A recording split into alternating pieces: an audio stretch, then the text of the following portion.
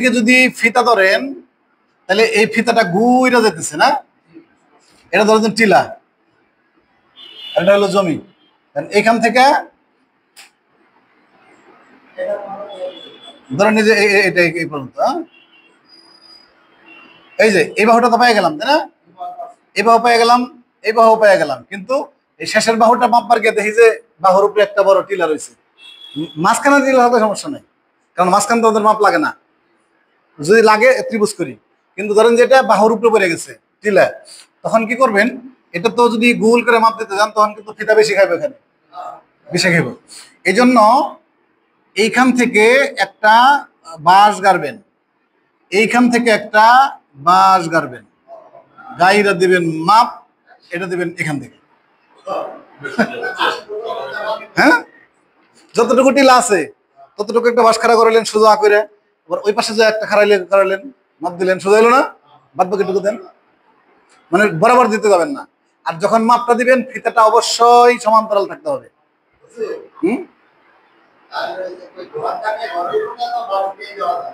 দেওয়া যায়, গড় একতলা থাকলে দেওয়া যায়, 10 তলা থাকলে তখন কয়তলা বাস দিবেন?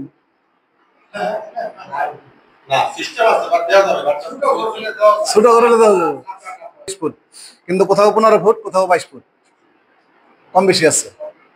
এই জন্য সম্ভব হলে মাঝ বরাবর নেবেন, যার 22 ফুট ওর 11 ফুট থেকে ধরবেন, যদি রাস্তা থেকে নিতে হয়। তবে যথাসম্ভব রাস্তায় না যাওয়ার চেষ্টা করবেন।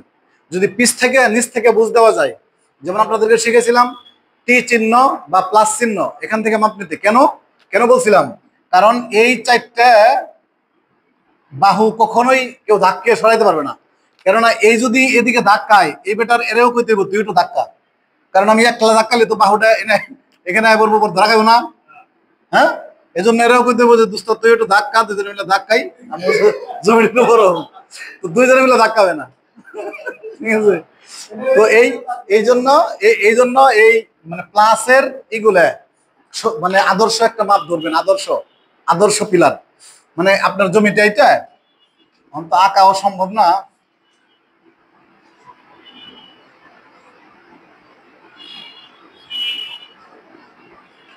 হ্যাঁ, এখন এটা কি, এটা তো প্লাস চিহ্নের মতো না, এখানে একটা সীমানা ধরবেন, এটা তো প্লাস চিহ্নের মতো, এখানে একটা সীমানা ধরবেন। আর ধরেন এই বাহুটা কই, এই বাহুটা কই আপনি বুঝতে পারতেছেন না, এই বাহুটার এখানে একটা ধরবেন, ধইরা এখান থেকে এখানে টান দিবেন, হইব 200 ফুট, ঠিক আছে? এখান থেকে এখানে টান দিবেন, হইব 110 ফুট, এখান থেকে এখানে টান দিবেন, হইব 150 ফুট বা 160 ফুট। এই যে 3টা যখন বাহু মাপ দিল, এই এখান থেকে এখানে, এখান থেকে এখানে, এখান থেকে এখানে, এই 3টা মাপ যখন দিবেন তখন খোঁটাটা এখানে এসে পড়বে। বুঝেন নাই? বুঝেন নাই? ওই পাশে একটা খোঁটা গাড়লাম, এখানে একটা খোঁটা গাড়লাম সুতলি ধরে, সাপোজ, কিন্তু আরেকটা ওদিকে আছে 50 ফুটের সুতলি, এদিকে আছে 70 ফুটের সুতলি। এখন এটা ধরে আপনি কি একদিকে টেনে বেশি নিতে পারবেন? নিতে পারবেন? যদি এদিকে নিতে যান ওটা ঢিল হয়ে যাবো, আবার যদি এদিকে আনতে যান এটা না ঢিল হয়ে যাবো। এটা বাস্তবে বুঝবেন। হ্যাঁ, এটা সীমানাটা পাইলেন? আল্লাহ, এই সীমানা নিয়ে তো মারামারি, জমি নিয়ে মারামারি হয়, মারামারি তো সীমানা নিয়ে। এখন তাহলে যে এখানে ঠিক আছে, এখানে ঠিক আছে, কিন্তু এখান থেকে এখানে আপনি কি এদিক গেলেন না এদিক গেলেন, বুঝবেন কেমনে? আপনি তো এমন হইতে পারে যে 2 ফুট উপর দিয়ে মাপ দিতেছেন, আবার হইতে পারে 2 ফুট ভিতর দিয়ে মাপ দিতেছেন, তখন একুরেটটা বুঝতে পাবেন না। এই জন্য এখানে একটা ত্রিভুজ সিস্টেম করে নেবেন। হ্যাঁ, হ্যাঁ, আপনি যদি এটা ধরে এদিকে টান দেন, আনতে পারবেন, এটা টেনে আনতে পারবেন, আর এটা ওকে টানে ওদিকে নিতে পারবেন। আবার যদি এদিকে নেন তাহলে ঢিল হয়ে যাবো। হ্যাঁ, অন গ্রাউন্ড মেপে নিয়েছি, একবারে নকশায়। অন গ্রাউন্ডে কেন, নকশায় মাপবেন আগে।